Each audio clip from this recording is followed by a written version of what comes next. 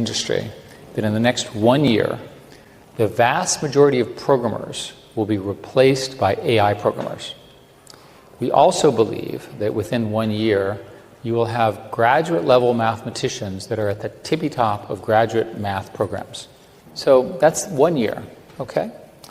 What happens in 2 years? Well, I've just told you about reasoning, and I've told you about programming, and I've told you about math. Programming plus math are the basis of sort of our whole digital world.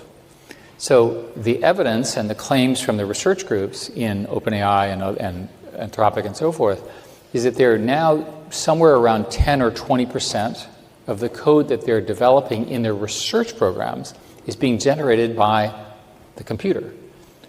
That's called recursive self-improvement, is the technical term. So what happens when this thing starts to scale? Well, a lot. One way to say this is that within 3 to 5 years, we'll have what is called general intelligence, AGI, which can be defined as a system that is as smart as the smartest mathematician, physicist, artist, writer, thinker, politician. I call this, by the way, the San Francisco consensus, because everyone who believes this is in San Francisco. It may be the water. What happens when every single one of us has the equivalent of the smartest human on every problem in our pocket?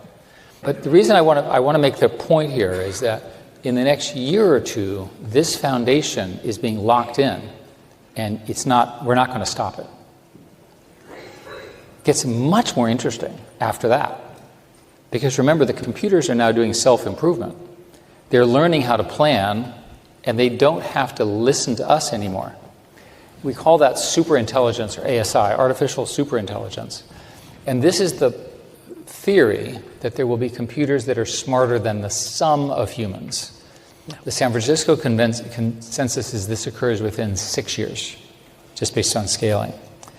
This path is not understood in our society.